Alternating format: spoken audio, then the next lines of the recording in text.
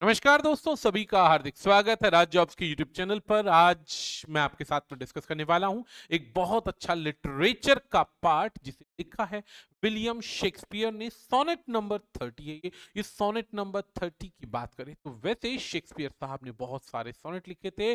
अब उन सोनेट्स के अंदर से 30 नंबर का सोनेट आपके ग्रेड सेकंड के सिलेबस में आया हुआ है। अब ये जो ग्रेड सेकंड का सिलेबस है, क्या इसमें केवल सोनेट से ही क्वेश्चन आएगा, किस टाइप का क्वेश्चन आएगा, क्या पढ़ना है, कैसे पढ़ना है, आज आप वो मेरे साथ सीखने वाले हैं। जब हम इस टॉपिक की बात करेंगे तो सबसे पहली बात, ये जो टॉपिक है शेक्सपियर का सोनेट नंबर 30, ये 3 पार्ट में हम कवर करने वाले। पार्ट नंबर 1 में हम आपको शेक्सपियर के बारे में, उसकी बायोग्राफी के बारे में बताएंगे, क्योंकि 100% श्योर है कि जब भी आरपीएससी क्वेश्चन पूछता है या फिर कोई भी लिटरेचर से रिलेटेड क्वेश्चन आता है तो उसके लिखने वाले पोइट से रिलेटेड या उसके प्लेराइट से रिलेटेड क्वेश्चन डेफिनेट आता ही आता है। तो आपको उसकी बायोग्राफी पढ़नी जरूर है। तो हम इसकी बायोग्राफी जब पढ़ाएंगे तो प्रयास करेंगे कि हर एक चीज कवर हो, चाहे वो किसी भी लेवल से आती हो। फिर हम उसकी पोयम को पढ़ेंगे। पोयम पढ़ने से पहले शेक्सपियर पर किए जाने वाले कमेंट्स वो जरूर पढ़े जाएंगे। Important works, comment, writing style के बाद बहुत सारे फैक्ट्स, वन लाइनर और पीवाईक्यू। तो ये जो क्लास होने वाली है, जो सेक्शन है, ये काफी ज्यादा इंपॉर्टेंट होने वाला है। तो बने रहिए शुरू से अंत तक। तो सबसे पहले इंपॉर्टेंट फैक्ट्स को समझते हैं। सबसे पहला क्या कि हम यहाँ पे शेक्सपियर की बायोग्राफी और उनका लिखा हुआ एक सोनेट, सोनेट यानी पोयम, जिसे हम गा सकते हैं, गुनगुना सकते हैं, 14 लाइन की पोयम जिसे लिखा गया है। यूजुअली हम एक एक स्टेप बाय स्टेप चलते हैं। सबसे पहली बात, शेक्सपियर से रिलेटेड कुछ फैक्ट्स। फैक्ट नंबर 1, पूरा नाम विलियम शेक्सपियर। विलियम शेक्सपियर, इन्हें हम इंग्लैंड का नेशनल पोइट भी कहते हैं, पहली बात। दूसरी बात, इन्हें बार्ड ऑफ एवोन भी बोला जाता है। बार्ड ऑफ एवोन, ये इनके लिए एक तरीके से उपाधि है, इसको जरूर याद रखिए, कई बार इससे रिलेटेड क्वेरी आती है। बार्ड ऑफ एवन की जगह कई जगहों पर बार्ड ऑफ स्ट्रैटफोर्ड लिख देते हैं, बार्ड ऑफ या अन्य नाम लिख देते हैं, बच्चा कंफ्यूज आता है। कंफ्यूजन नहीं होनी चाहिए, इसीलिए आपको याद रखना है बार्ड ऑफ एवन जो है ये इसका पूरा क्या है, एक तरीके की उपाधि है जिसे जाना जाए। इनका जो जन्म है वो कायदे से 23 तारीख को अप्रैल में, 23 अप्रैल 1564 में का जन्म हुआ था। लेकिन अब आप कहेंगे सर आपने तो 1564 से पहले 26 लिख रखा है, आप 26 कैसे बोल रहे हैं या 23 कैसे बोल रहे हैं? तो सबसे पहला वर्ड इधर पढ़ना है, इधर वर्ड में जोड़ा गया है बैप्टाइज्ड। बैप्टाइज्ड का मतलब होता है जब क्रिश्चियनिटी के अंदर या इनके, जब इंग्लैंड में जब बच्चा जन्म होता था उस समय के अंदर, तो उसके जन्म के 3 दिन बाद उसको चर्च में ले जाया जाता है। हॉली ट्रिनिटी चर्च में ले जाया गया। वहां पर क्या हुआ, इनका नामकरण हुआ, इनका शुद्धिकरण हुआ और इनको क्रिश्चियनिटी में स्वीकार करवाया। तो ये जो प्रोसेस है, जैसे हमारे यहाँ पे कहता है ना, नामकरण कर रहे हैं बच्चे का, ठीक है, या मुंडन कर रहे हैं या कुछ इस टाइप का जो प्रोग्राम है, ये वहां पे बैप्टाइज किया। अब ये जो बैप्टाइज हुए थे 3 दिन बाद हुए थे, तो जन्म 23 तारीख का और 26 तारीख को बैप्टाइज। लेख जब आप ढूंढेंगे तो ये जो लेखन है ये आपको इसी तारीख को मिले। जन्म हुआ था इंग्लैंड में, कहां पर, स्ट्रैटफोर्ड अपॉन एवन, इंग्लैंड के अंदर है। ये बेसिक डिटेल है जो ग्रेड 2 के पेपर में काम आने वाली है। अप्रैल 23 को ही इनकी मृत्यु हुई थी, 1616 में, सेम स्थान सेम जगह जहां पे इनका जन्म हुआ था। अब इनकी ऑक्यूपेशन की बात करें तो मोस्टली एक प्लेराइट भी थे। अब इनके बारे में कहा जाता है इन्होंने बहुत सारी अलग अलग तरीके की वैरायटीज में अपना नसीब आजमाया था। लेकिन अब हम पोयम की बात कर रहे हैं, सोनेट की बात कर रहे हैं, तो ये पोइट थे और एक एक्टर भी थे। इन्होंने बहुत अच्छे परफॉर्मेंसेस भी दी थी अपने थिएटर्स के अंदर। अब इनका विवाह होता है एनी हैथवे के, एनी हैथवे के साथ इनका विवाह होता है। 1582 में इनका जन्म हुआ था। जब जन्म हुआ था इनका, ये लगभग 18 वर्ष के थे, टोटल 18 वर्ष के थे, इनका जन्म हुआ था। जन्म हुआ था एनी हैथवे के साथ में। बच्चे हुए 3, सुजैन, हैमलेट और जूडियत। थिएटर में जब इन्होंने काम किया था कुछ शेयर होल्डर भी बने थे, लेकिन थिएटर में काम किया था। तो जिस थिएटर का नाम था वो था लॉर्ड कैम्बरलेंस मेन। ये याद रखना, लॉर्ड कैम्बरलेंस मेन में इन्होंने काम किया था। इनको बाद में, इसी थिएटर को बाद में लेटर किंग्समैन के नाम से जाना गया। इनका जो खुद का पर्सनल, एक तरीके से पर्सनल शेयर होल्डिंग के अंदर काफी अच्छा इनका हिस्सा था, उसका नाम रखा गया, फेमस थिएटर था ग्लोब थिएटर। इस ग्लोब थिएटर के बारे में घटना ये भी थी कि आग लग गई, एक परफॉर्म करते समय परफॉर्मेंस के समय आग लग गई थी, दोबारा से उठाया गया। खैर, ये सबसे इंपॉर्टेंट पार्ट, अब जो ये लाइन है इसको ध्यान रखना है। शेक्सपियर ने टोटल 37 प्ले लिखे हैं, 154 सोनेट लिखे हैं और 2 लॉन्ग नैरेटिव पोएम्स लिखे। 2 लॉन्ग नैरेटिव पोएम्स। कई बार ऐसे क्वेश्चन आ जाते हैं, बच्चे कहते हैं sir out of the box question आ रहे हैं। Out of the box question नहीं आते हैं। कई बार नैरेटिव पोएम्स की लाइंस की लेंथ पूछ ली जाती है, कितने स्टेंजास की पोएम है ये भी पूछ लिया जाता है। इस लाइन को समझना है। अब ये किस समय के पोइट थे? हालांकि इन्होंने कुछ 2-3 सेक्शंस देखे हैं, परंतु आपको जो आंसर टिक करना है वो करना है रेनेसा के बाद। रेनेसा या एलिजाबेथन, एलिजाबेथन इरा या रेनेसा में से कोई भी दिख जाए आप टिक कर दीजिए। अब इनके कंटेम्पररी में, कई कंटेम्पररी का मतलब होता है इनके समकालीन और कौन कौन से पोइट रहे हैं। तो समकालीन पोइट्स में से क्रिस्टोफर मार्लो और बेन जॉनसन नाम महत्वपूर्ण है, जो उस समय में काफी फेम में थे, लेकिन सबसे ज्यादा पॉपुलैरिटी मिली विलियम शेक्सपियर। विलियम शेक्सपियर के पैट्रन जो थे वो थे हेनरी रियोस्ले। हेनरी रियोस्ले जिसे हम अर्ल ऑफ साउथ एम्पटन बोलते हैं, थर्ड अर्ल ऑफ साउथ एम्पटन बोलते हैं। अब जो मैक्सिमम काम जो लिखा जाता है, मैक्सिमम काम जो शेक्सपियर ने लिखा, यानी कि 154 में से 126 सोनेट्स जो थे वो WH को डेडिकेट किए थे, WH को डेडिकेट किए थे। अब कॉमन सी बात ये माना जाता है कि इन्होंने अपने सारे के सारे 126 सोनेट जो थे वो हेनरी रियोस्ले को डेडिकेट किए थे, जो थर्ड अर्ल ऑफ साउथहैम्पटन है। लेकिन क्या रियलिटी है कोई नहीं जानता, क्योंकि इनके नाम के आगे जो ये लेखन लिखते थे उसमें सिर्फ केवल WH लिखते थे, WH। ठीक है जी, ये बात याद रखना। ये WH इनके किसी फ्रेंड का नाम भी हो सकता है, पॉसिबल है, कोई नहीं जानता, लेकिन हो सकता है। तो ये 126 सोनेट्स जो लिखे थे वो WH नाम को डेडिकेट किए गए थे, और ये माना जाता है कि इनकी पूरी लाइफ की, जब से इन्होंने एक्ट करना स्टार्ट किया, लेखन करना स्टार्ट किया, तो इनकी पूरे सेक्शन में इन पर एक्सपेंस करना, खर्चा करना, इनकी बेसिकली लाइफस्टाइल को मेंटेन करवाना, पैसे देना, ये सारे पैट्रोन कहलाते हैं, जो पैसे देते हैं, संरक्षक कह सकते हैं, और वो थे हेनरी रियोस्ले। हेनरी रियोस्ले थे थर्ड अर्ल ऑफ साउथहैम्पटन। अब 126 सोनेट्स अगर हेनरी के लिए लिखे गए तो 127 से लेकर 152 सोनेट जो थे वो मैरी फिटोन के लिए लिखे गए थे। मैरी फिटोन, ये नाम याद रखना है।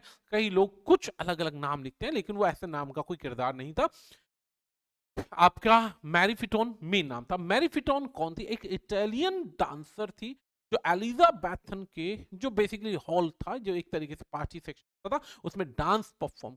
हालांकि इनके लिए इनका लव, इमोशन, फीलिंग और शायद सोल इंटीमेसी सब कुछ थी, इसीलिए इनके लिए लिखे गए। बचे हुए 153 से लेकर 154, यानी दो जो सेक्शन है वो लिखे गए थे लव के लिए, क्यूपिड के लिए लिखे गए थे बचे हुए 2 सोनेट्स। इन सभी सेक्शन का बहुत इंपॉर्टेंट रूल है। ये वन वर्ड के अंदर फैक्ट्स हैं, वन वर्ड के फैक्ट्स जो कि बहुत इंपॉर्टेंट। अब आगे बढ़ते हैं, तो अब इससे रिलेटेड कुछ चीजें जानते हैं। जो बच्चे डिटेल पढ़ना चाहते हैं वो यहां से देखेंगे, जो बच्चे वन लाइनर से खुश है इसे प्रीवियस PDF से कनेक्ट हो जाएंगे, उसको देख सकते हैं। अब बात करें इनके जन्म की, तो इनका जन्म हुआ था, देखो लिखा हुआ है 23 अप्रैल 1564। कहां पर हुआ था? स्ट्रैटफोर्ड अपॉन एवोन, नहर के पास, नदी के पास इनका जन्म हुआ था। रिवर का नेम है, इसी को बार्ड ऑफ एवन इसीलिए बोला जाता है। वारविकशायर एक तरीके से कंट्री का पार्ट है, कंट्री ऑफ वारविकशायर। इनको बैप्टाइज किया गया था। क्वेश्चन आता है इनको बैप्टाइज कहाँ किया गया था, तो वहीं पर जहां जन्म हुआ था वहीं पे एक होली ट्रिनिटी चर्च है स्ट्रैटफोर्ड के अंदर ही, 26 अप्रैल को। इंटरेस्टिंग बात, इनको मरने के बाद दफनाया भी इसी होली ट्रिनिटी चर्च के पास ही गया है। जहां जन्म हुआ वहीं पर मृत्यु हुई और उसी मृत्यु वाले स्थान पर ही इनको दफनाया गया, होली ट्रिनिटी चर्च के अंदर। ठीक है जी, ये बात याद रखना। इनके जन्म की डेट 23 अप्रैल, मृत्यु की डेट भी 23 तारीख ही थी, वो भी अप्रैल का ही महीना था। आगे बढ़ते हैं। इनका जो जन्म हुआ, जो बेसिकली इनका स्ट्रैटफोर्ड विलेज है, ये 3 जगहों से घिरा हुआ, 3 सेक्शन घिरे हुए थे। ये फॉरेस्ट ऑफ अर्डन के अंदर था। सबसे पहला एक तरफ फॉरेस्ट ऑफ अर्डन थे, दूसरा महल कैसल ऑफ वारविक का था, तीसरा कैसल ऑफ किल कॉलमैन का था। ये 3 जगहों से ये घिरे हुए थे। 3 जगहों से इनका जो वारविक शायर है या बेसिकली इनका विलेज है स्ट्रैटफोर्ड, वो घिरा हुआ था 3 जगह से। क्या एक क्वेश्चन आएगा? नहीं। क्वेश्चन क्या आएगा? क्वेश्चन आएगा कि इनको बैप्टाइज्ड कहां पे किया गया, तो होली ट्रिनिटी चर्च में। जन्म कहां हुआ? स्ट्रैटफोर्ड अपॉन एवन के अंदर। एवन क्या है? नदी का नाम है। स्ट्रैटफोर्ड विलेज का नाम है। 3 जगह से घिरा हुआ है। ये अतिरिक्त जानकारी है, चाहो तो पढ़ लेना। पेरेंट्स की बात करते तो पेरेंट्स में जॉन शेक्सपियर इनके पिता थे, ग्लव मेकर थे, लेदर के ग्लव्स बनाते थे, अच्छा खासा काम था। माता जो थी वो भी एक रिच परिवार से थी, बहुत ज्यादा एक जमींदार परिवार से थी। माता का नाम क्या था? Mary Orton. मैरी ऑर्डन माता का नाम था। माता का नाम था। 8 बच्चों में तीसरा बच्चा जॉन, एक तरीके से विलियम शेक्सपियर था, तीसरा बच्चा। इन दोनों का विवाह होता है। विवाह के बाद अब इन्हें पढ़ने के लिए भेजा जाता है। पढ़ने में ज्यादा मन नहीं लगता था। मन नहीं लगता था तो 7 साल की उम्र में इन्हें ग्रामर स्कूल में भेजा गया, जहां पर से इन्होंने थोड़ा कुछ सीखा। इसी बात पर इनको भविष्य में आने वाले समय में, यानी इनको तो पता नहीं था, लेकिन इनके बाद में मृत्यु के बाद या काफी सारे जो ऐसे लोग थे, इन्होंने अलग अलग इन पे कॉमेंटबाजी करी। एक ने इन्हें बोला small Greek, small Latin less Greek. Small Latin less Greek मतलब इन्होंने ना तो प्रॉपर ये सीखा ना ही वो सीखा, इधर उधर से जो समाज के अंदर घूम घूम के सीखा, बस उसी ने अपना लिया। ऐसा इनको एक ताना मारा जाता है, जो हम आगे पढ़ने वाले। कमेंट्स पर क्वेश्चन डेवलप होते हैं, यू मस्ट नो, आपको पता होना चाहिए। अब आगे बढ़ते हैं। अब शेक्सपियर की विवाह की बात होती है 18 साल की उम्र में, 1582 के अंदर 1582 में विवाह हुआ एन हैथवे के साथ में। 26 साल की एन हैथवे थी जब इन दोनों का विवाह हुआ। 18 और 26 में 8 साल बड़ी थी एन हैथवे शेक्सपियर से, और विवाह के 6 महीने बाद इनकी बेटी का जन्म हुआ था। 6 महीने बाद ही सुजैन नाम की बेटी का जन्म हुआ था। 6 महीने ही हुए थे, और 2 ट्विंस भी हुए थे थोड़े टाइम बाद, जिनमें से एक जो था हैमनेट मर जाता है 11 की उम्र में। कहते हैं कि कुछ बीमारी हो गई थी, एग्जैक्टली नहीं पता, लेकिन वो मर जाते हैं। अब पहली चीज यहां तक आपको याद रखना है, विवाह होता है एन हैथवे के साथ में। 8 साल बड़ी थी और प्रेग्नेंट थी शादी के दौरान। प्रेगनेंसी थी। जैसे ही विवाह हुआ 6 महीने बाद सुजैन का जन्म हुआ। सुजैन का जन्म होता है, फिर उसके बाद 2 जुड़वा बच्चे, यानी 2 बच्चे जन्म लेते हैं। एक का नाम था, क्या नाम था? एक का नाम था हैमनेट, दूसरे का जूलियस। हैमनेट जो है 11 वर्ष की उम्र में डेथ हो जाती। क्या थी बीमारी कोई नहीं जानता, लेकिन उस समय बीमारियों का सीजन था, एक तरीके से एक बुरा काल चल रहा था, तो वहां पे इनकी डेथ हो जाती है। अब बाकी इससे आगे पढ़ने की आवश्यकता नहीं है, फिर भी हम बता देते हैं कि सुजैन का जो विवाह होता है जॉन हॉल के साथ होता है 1607 में, जो कि एक डॉक्टर था। और जूडियस जो था वो कुछ समय बाद अपने पिता की मृत्यु के बाद, यानी कि 1616 में, पिता की मृत्यु के 2 महीने बाद वो भी विवाह थॉमस नाम के व्यक्ति से कर लेती है। हालांकि ये सवाल में नहीं आएगा, इसको याद करना। डेथ पे एक सवाल डेवलप होता है, 2 सवाल सॉरी। पहला सवाल डेवलप होता है कि शेक्सपियर की जो डेथ हुई थी वो 23 अप्रैल 1616 को हुई थी। 52 साल एग्जैक्ट उम्र पूरी प्राप्त करने के बाद में स्ट्रैटफोर्ड के अंदर ही हुई थी। इन्होंने पूरा जीवन का बड़ा काल एक इंग्लैंड में बिताया था। अपना लंदन चले गए थे, लंदन में बिताया, वहां पे इन्होंने ग्लोब थिएटर बनाया, काफी बड़ी संपत्ति कमाई। संपत्ति कमाने के बाद में कहते लाइन को समझना है।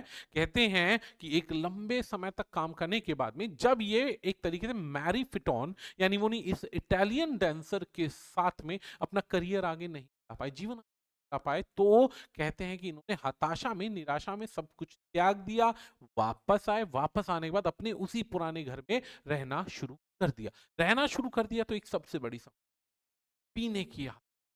पीने की आदत लग गई, तो कहते हैं कि इन्हें पीने की आदत इतनी ज्यादा लग गई थी कि अपनी को त्याग दिया 52 साल की उम्र में। 52 साल की उम्र में त्यागा तो इन्होंने संपत्ति का बड़ा विचित्र तरीके से डिस्ट्रीब्यूशन किया था, और बहुत विचित्र तरीके से जो डिस्ट्रीब्यूशन था, हालांकि वो आपके एग्जाम में नहीं है बट उसको पढ़ना बेहद इंपॉर्टेंट, मजा आएगा आपको बहुत अच्छे से, ठीक है ना। तो खैर 52 साल की उम्र में इन्होंने प्राण त्याग दी। प्राण त्यागने से पहले पूरे विश्व के एक व्यक्ति ऐसा है जो लेखक और पोइट यानी कवि है, जिसने अपनी कविता में या एक लाइन पहले ही जोड़ दी थी कि मेरी कब्र के पत्थर पे, एपिटा कहते हैं पत्थर को, उस पत्थर पे एक लाइन लिख।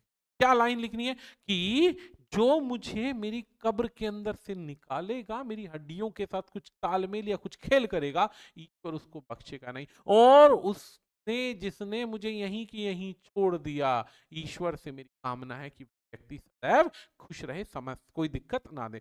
तो ये एग्जैक्ट जो लाल रंग से मैंने लिखा, ये पूरी वही कहता है। The epitaph on the grave, उस पे लिखा था good friends for Jesus sake forbear, वो to dig the dust enclosed here, यानी पड़ी रहने दे। और ब्लेस द मैन, यानी कि उसके साथ तो गलत है, जो खोदेगा तो उसे छोड़ना नहीं है, और ब्लेस करना है उस मैन को जो इन पत्थरों को यहीं छोड़ रहा है। यानी उन्होंने मरते मरते भी कर्ज किया, बद्दुआ दी कि अभिशाप दिया कि जो मेरी हड्डियों को हिलाएगा उसे अभिशाप है, और जो छोड़ देगा उसके लिए आशीर्वाद। ये लाइन जरूर पढ़नी है। कई बार इस लाइन से डायरेक्ट क्वेश्चन आ जाता है कि ये लाइन किसकी है, कब बोली गई और कब लोगों के सामने आई। हालांकि ये बड़ी सच्चाई है कि शेक्सपियर की मृत्यु के बाद में, शेक्सपियर की मृत्यु के बाद में उसकी बेसिकली उस सेक्शन को उठा करके, कब्र को उठा करके म्यूजियम में रख दिया गया था। ये लाइन याद रखना, आज भी एपिटा जो है वहां पे देखने को मिल जाए। अब बात करें करियर की, तो करियर में सबसे बड़ा सेक्शन याद रखना है कि इनकी लाइफ के ये जो साल हैं ये लॉस्ट ईयर कहलाते हैं। लगभग 6-7 साल लॉस्ट ईयर है। इन 7 सालों में कोई नहीं जानता शेक्सपियर ने क्या किया, क्या नहीं, कोई नहीं जानता। ये कहा जाता है कि इन्होंने अपने बचपने में, जवानी के जोश में क्या किया था, एक शिकार कर दिया था। शिकार किया था, तो शिकार के दौरान में जिसका शिकार किया, एक तरीके से शायद कोई एक एनिमल का, डियर का शिकार किया था, या वो जैसे नहीं होता ब्लैक बग टाइप का एक शिकार किया था, जिसको सरकार ने बाधित कर रखा था, रिजर्व्ड सेक्शन में था। इन्होंने हत्या करी, जिसके बाद ये पुलिस से भागे भागे फिरे, और इसके बाद इन्होंने अज्ञातवास में था। कोई भी बात इसके बारे में ज्यादा नहीं है, हल्की फुल्की जानकारी है, नोबडी नोज रियलिटी क्या है।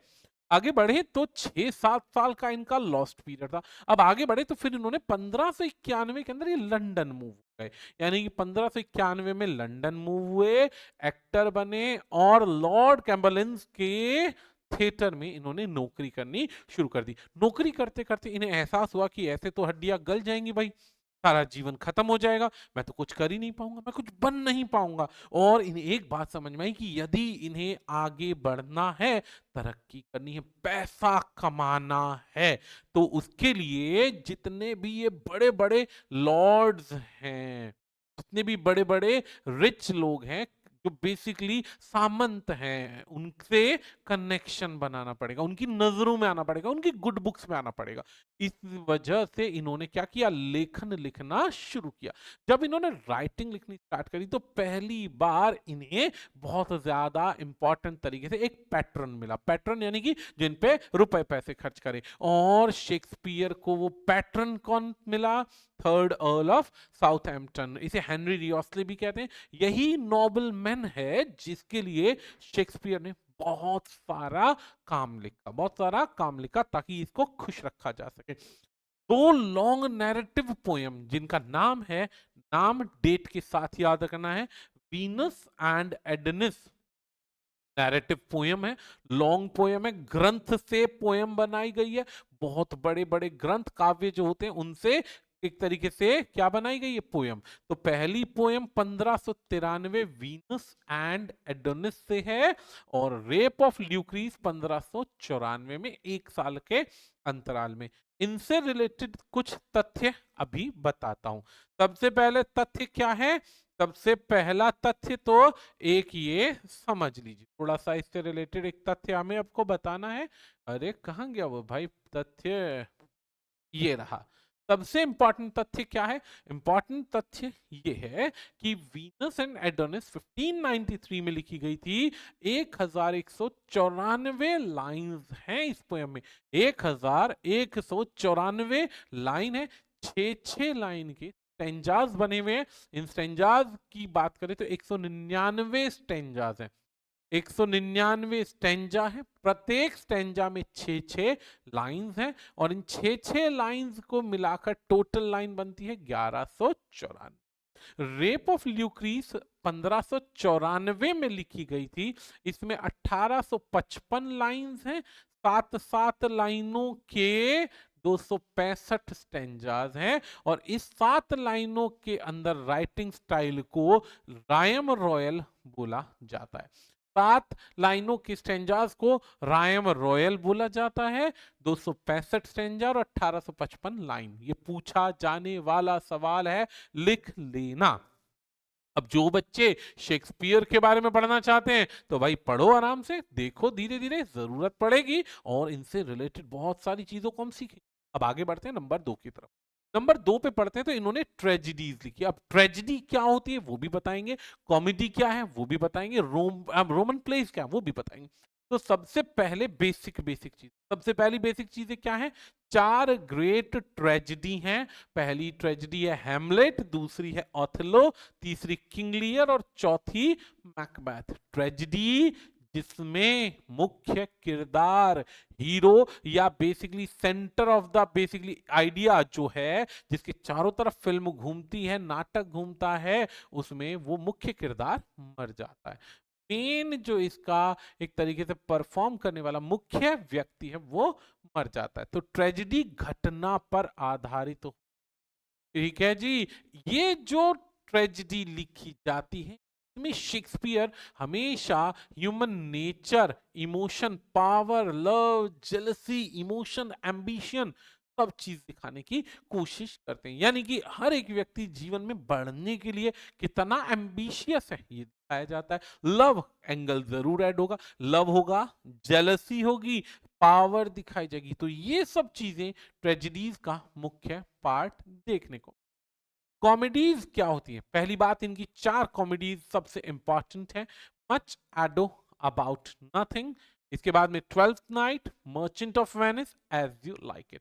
इनकी कॉमेडीज में मुख्य किरदार महिला होती, याद रखना, मुख्य किरदार महिला होती है। ट्रेजेडीज में मुख्य हीरो मेल होगा और कॉमेडीज में मुख्य किरदार फीमेल होगा। इसीलिए एक बहुत बड़े लेखक थे जिन्होंने शेक्सपियर पे एक लाइन बोली थी कि शेक्सपियर के कार्यों में, शेक्सपियर के वर्क्स के अंदर, शेक्सपियर के वर्क्स में हीरोज की बहुत कमी रहती है। यानी उसके पास में मुख्य हीरो मेल नहीं होता है। ठीक है जी, ये बात बढ़नी है।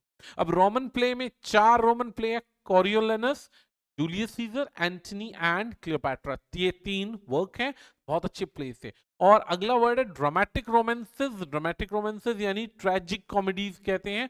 4 में पेरिक्लस, किम्बरलन, इसके बाद विंटर टेल और टेम्पेस्ट। ये 4 नाम। अब आप कहेंगे कि सर नाम तो याद कर लेते हैं, करने पड़ेंगे, जरूरी है, लेकिन इनसे ज्यादा इंपॉर्टेंट क्या है? तो ज्यादा इंपॉर्टेंट है HOKM की क्रोनोलॉजिकल, जिस साल इनको लिखा गया था उस साल के आधार पे क्रोनोलॉजिकल ऑर्डर को पहचानना और इनकी डेट्स को पहचानना। एग्जाम में क्वेश्चन पूछा जाता है कि हैमलेट कब लिखा गया, ऑथेलो कब लिखा, किंग लियर कब लिखा या मैकबेथ कब लिखा। तो ये क्रोनोलॉजी बहुत आसान है, क्रोनोलॉजी बहुत आसान है। पहला ईयर है 1601, लेकिन उसके बाद में 4, 5, 6 तीनों एक साल के अंतर पे। HOKM याद रखना, यानी हैमलेट 1601 में, ओथेलो 1604 और उसके बाद में किंग लियर 1605 और 1606। अच्छा, इसके बाद में आप एक चीज देखिए, जो सबसे पहला प्ले लिखा इन्होंने, सबसे पहली जो एक तरीके से ट्रेजेडी लिखी थी, उस ट्रेजेडी के अंदर 4042 लाइनें।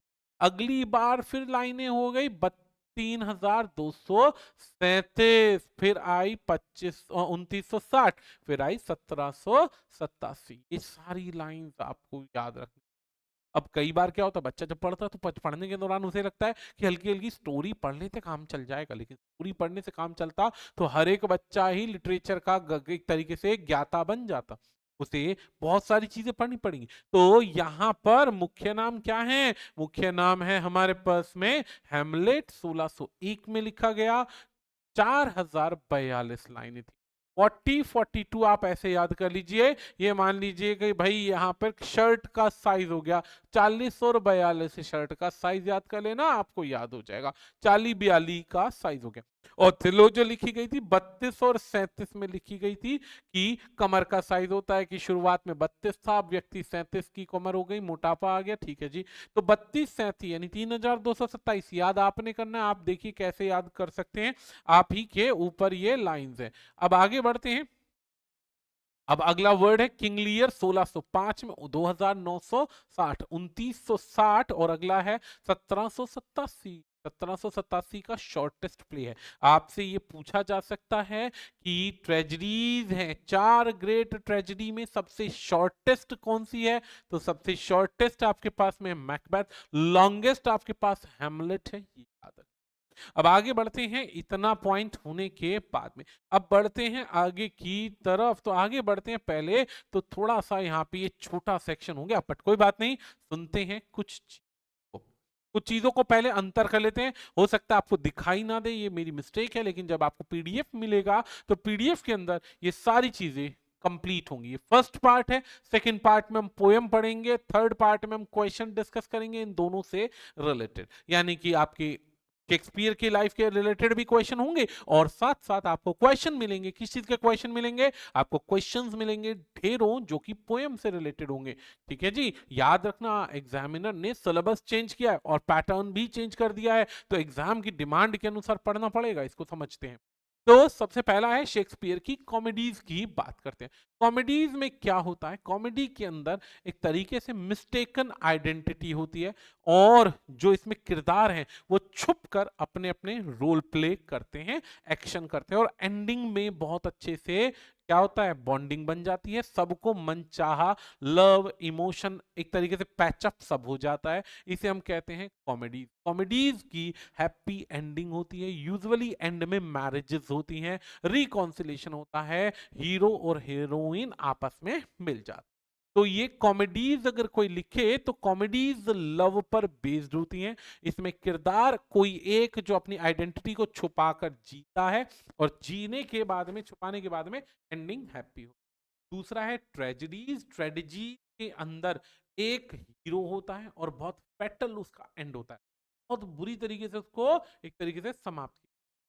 बेसिकली यातनाएं, सफरिंग्स, खुद आत्माओं से बातें करना, इस टाइप की चीजें दिखाई जाती हैं। ये सुपर नेचुरल एलिमेंट्स जरूर जोड़े जाते हैं यहाँ इसके शेक्सपियर की ट्रेजेडीज। हिस्टोरिकल प्लेस में नाम ही आ गया ना, हिस्टोरिकल प्लेस का मतलब होता है रिलेटेड, जो इतिहास से रिलेटेड है। रोमांसेस की बात करें तो रोमांसेस में माफ करना, मैजिकल एलिमेंट्स, हैप्पी, और कई बार सफरिंग आई।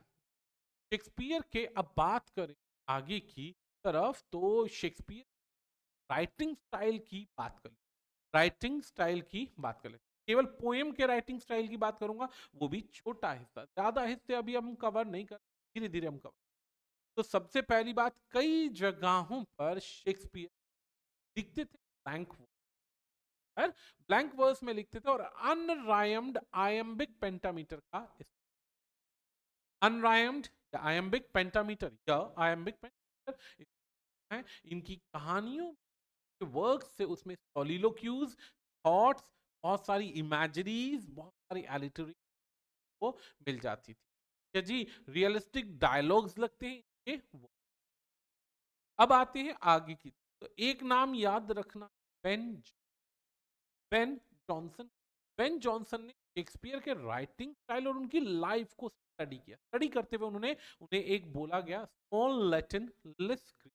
ना तो हमारे नॉर्मल भाषा में कहें तो कहते हैं कौवा चला हंस की चाल और अपनी, कहने का ना तो वो प्रॉपर एक तरीके से अपना कोई काम याद रख सका, ना ही वो पाया समझा पाया।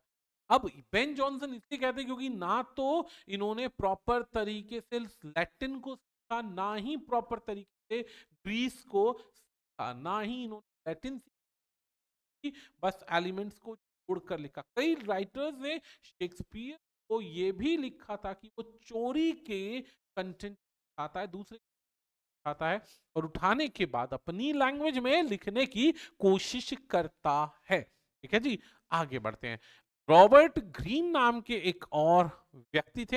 हालांकि ये एलिजाबेथन के टाइम पीरियड में पैम्फलेट लिखते थे। पैम्फलेट होते हैं बड़े बड़े इश्तिहारों पर अपनी बड़े बड़े पोस्टर्स पे लेखन करना, तो इन्हें पैम्फलेटियर कहा जाता है। इनको पैम्फलेटियर बोला जाता है। इनके जो लेखन थे वो केवल और केवल एक पेज के साइज पे लिखे जाते थे। अब ये जहां लिखते थे, कहां लिखते थे भैया, अब ये जो काम करते थे एक पैम्फलेट में, उसका नाम था glass groat words of wit bought with million repentance in 90 1592 में लिखा था इन्होंने। अब 1592 में इन्होंने शेक्सपियर को बोला था ये line, an upstart crow beautified with our feathers. एक ऐसा क्रो, कौआ, मुखोटिया, बहरूपिया जो हमारे फेदर्स का, हमारे जैसे फेदर्स का, हमारे पंखों का इस्तेमाल करके उड़ने का प्रयास कर रहा, खुद को प्रेजेंट कर रहा।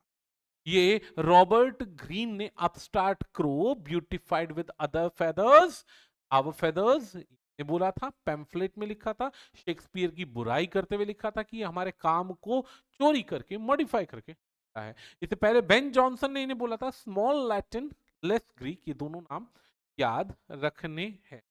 शेक्सपियर के कामों को देखकर बहुत सारे अच्छे भी व्यक्तियों ने कमेंट्स किए। जैसे एक था बेन जॉनसन ने, फिर से दूसरा कमेंट आता है, बेन जॉनसन ने कहा था he was not of an age but for all time.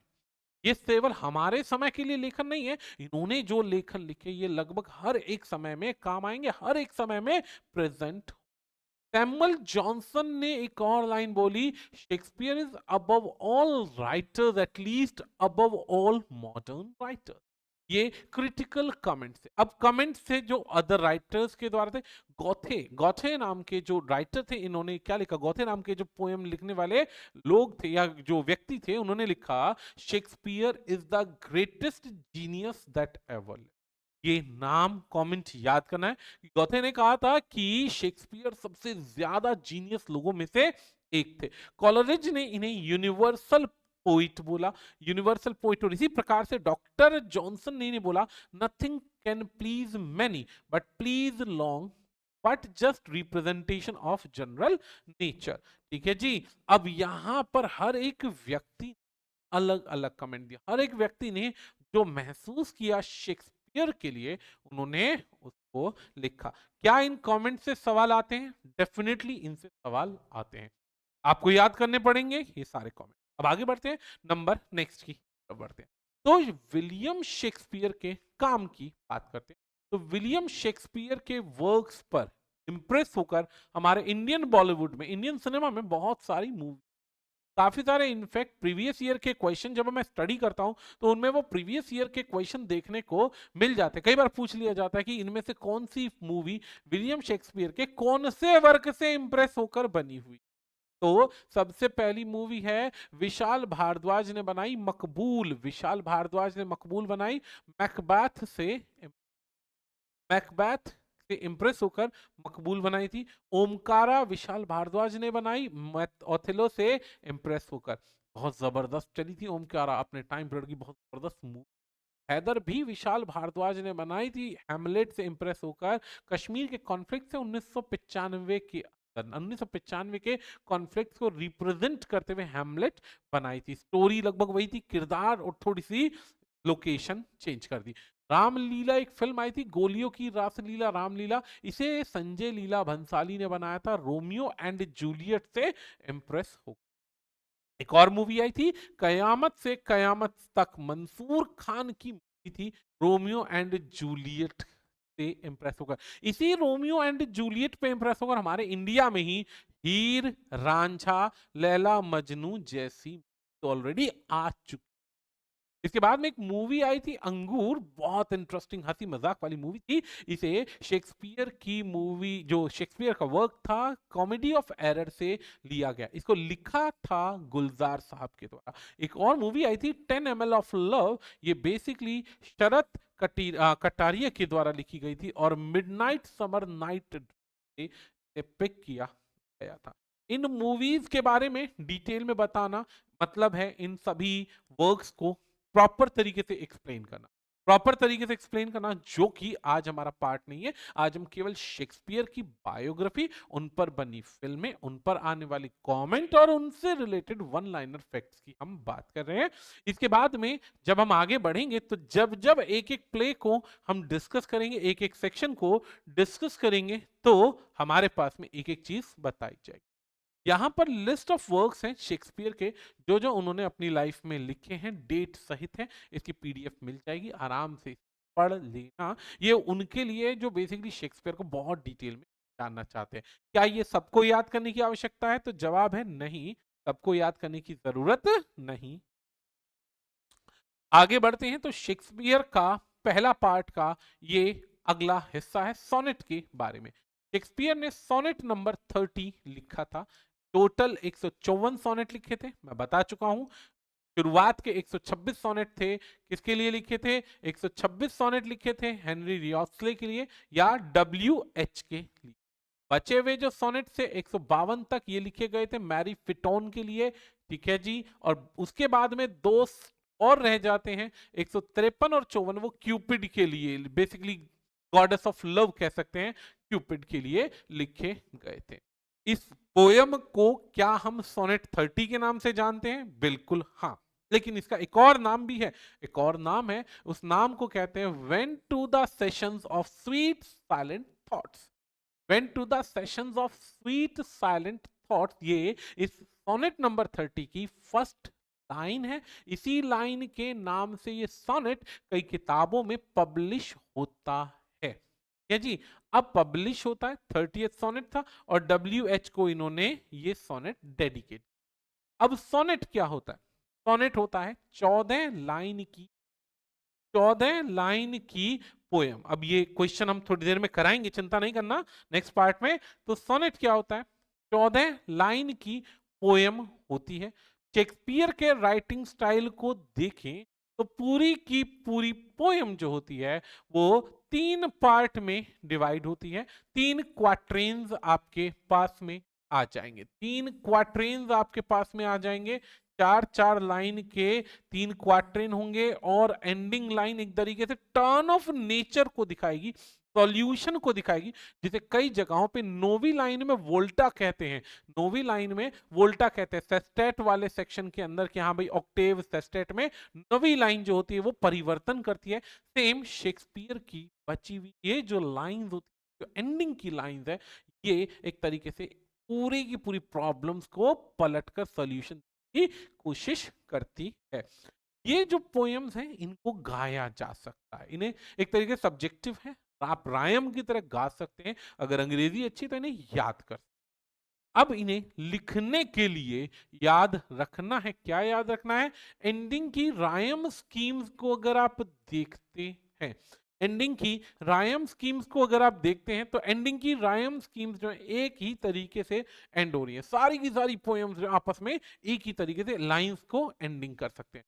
जैसे यहां पे थोड़ा समय लेंगे, जैसे ध्यान देना, ध्यान क्या देना है? जैसे यहां पे एक वर्ड आया thought, thought, thought, thought, hot, thought, same sound है तो ए इसको नाम दे दिया। सेम ऐसे पास्ट वास्ट, पास्ट आस्ट, आस्ट आस्ट, बी फ्लो, फ्लो के बाद वो, फ्लो वो, सी सेम एंडिंग वाले वर्ड्स को सेम नाम दिया जा रहा है, सेम एंडिंग वाले वर्ड्स को सेम नाम दिया जा रहा है। अब ठीक है जी, तो आगे बढ़ते हैं अगले हिस्से की तरफ, अगले हिस्से की तरफ बढ़ते हैं। सेम ऐसे ही नाइट साइट, फ्लो वो पढ़ लिया हमने। अब forgone, on, मॉन, forgone same sound है। ऐसे ही और बिफोर, ओवर नहीं लिखा, और बिफोर। ऐसे ही फ्रेंड एंड, फ्रेंड एंड। सारी लाइंस में आप नोटिस कीजिए, एक थॉट, थॉट है तो एक गैप है, फिर है थॉट। पास्ट के बाद एक गैप है, वास्ट। फ्लो के बाद एक वेस्ट है, वो नाइट के बाद एक और लाइन का गैप है, साइट। फॉरगोन, मोन। हर लाइन के अंदर एक एक 3 क्वार्टेन में सेम फ्लो चलता मिलेगा। लास्ट की जो 2 लाइंस है उनकी एंडिंग आपको सेम। तो ये रायम स्कीम, ये क्या है? रायम स्कीम है। यही रायम स्कीम से आपसे सवाल पूछ लिया जाता है कि शेक्सपियर का राइटिंग स्टाइल कैसा। वो राइटिंग स्टाइल आपका सामने है, इसे याद कर। ठीक है जी। तो शेक्सपियर की ये जो सोनेट थी, ये सोनेट नंबर 30, इसे पहली बार याद रखना, लिखा गया था कब कोई नहीं जानता, लेकिन पब्लिश हुई थी 1609 के अंदर। 1609 में पब्लिश हुई थी। और ये जो पोएम पब्लिश हुई थी, ये बेसिकली 1609 में पब्लिश की गई थी। शेक्सपियर की 154 सोनेट्स का हिस्सा है। 1590 के आसपास ये लिखी गई है। एग्जैक्ट डेट कोई नहीं जानता, ये सिर्फ एक अंदाजा है कि 1590 के आसपास लिखी गई थी। शेक्सपियर ने इस पोयम को इसलिए लिखा था क्योंकि अभी ये लंदन आए ही थे। इनकी लाइफ में सब कुछ खो चुका था, बुरे हालात थे, परेशान थे, काफी ज्यादा समय और पुलिस से भाग भाग के इनकी हालात खराब हो चुकी थी। इनके दोस्त इनसे छूटते जा रहे थे, कुछ की मृत्यु हो गई थी। तो ऐसी अवस्था में लाइफ में बहुत ज्यादा डिसअपॉइंटमेंट था।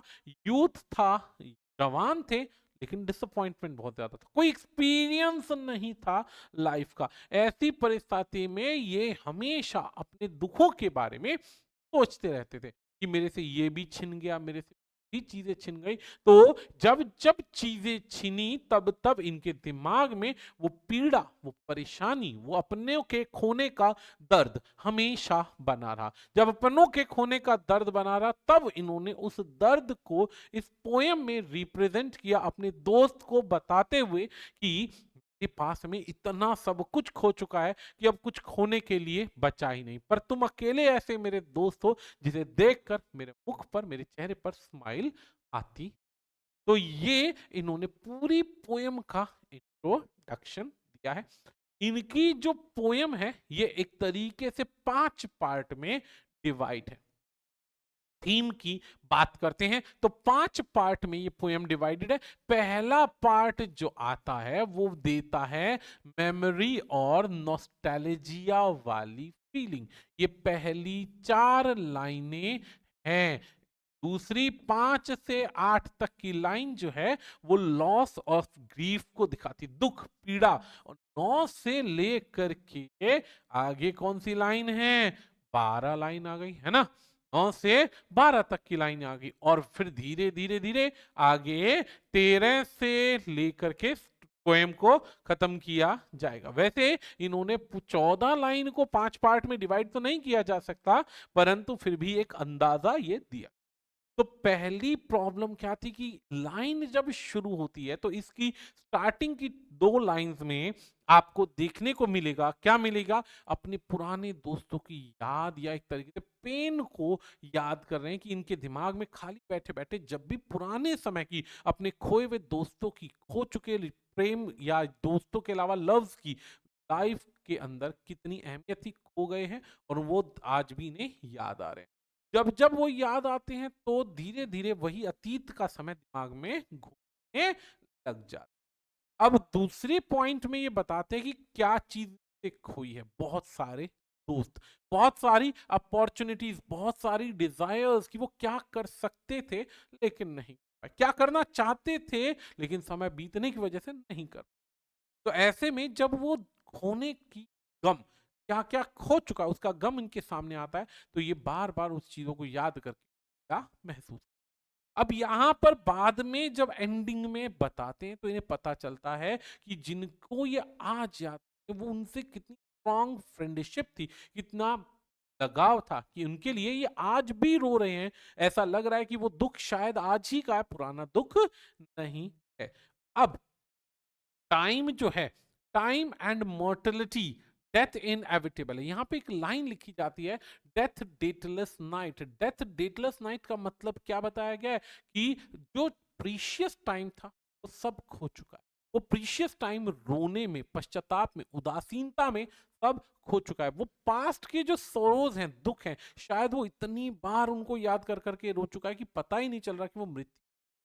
और एंडिंग में रिकवरी दिखाई जाती है, एंड की 2 लाइनों में रिकवरी दिखाई जाती है कि जब मैं अपने दोस्त यानी हेनरी रियोथले यानी कि मेरे डियर फ्रेंड को याद करता हूं तो धीरे धीरे धीरे धीरे मैं उन दुखों पर जीत पा लेता हूं। और मुझे लगता है आज भी मेरे पास में मेरे उन दोस्तों का शायद साथ है जो कि मुझे जिंदा रखने के, मुझे खुश रखने के लिए बहुत ज्यादा जरूरी है। तो ये इस पोयम का थीम है। इस पोयम के एंडिंग थीम में जो शेक्सपियर है वो ह्यूमन क्या कर रहे हैं, ह्यूमन कनेक्शन दिखा रहे हैं कि उनके दोस्त के होने की वजह से उनके जो दुख है उनमें हील अपने आप हो जाता है। वुंड वो यानी वो घाव अपने आप हील हो जाते हैं और वो उस दुख से बाहर निकल पाता। तो यहां पे आज का पार्ट नंबर 1 खत्म होता है, जिसमें हमने बहुत सारी चीजें दी। एंड में हम आपके लिए एक छोटा सा हिस्सा यानी कि यहां पे ये 10 क्वेश्चन छोड़े जा रहे हैं। आप इन 10 क्वेश्चन के आंसर ढूंढने की कोशिश कीजिएगा। नेक्स्ट क्लास में मिलेंगे तो फर्दर इससे आगे के पॉइंट्स को हम डिस्कस करेंगे। आज के लिए इतना ही, मिलेंगे डेफिनेटली सेकंड पार्ट में। धन्यवाद, बहुत बहुत शुक्रिया।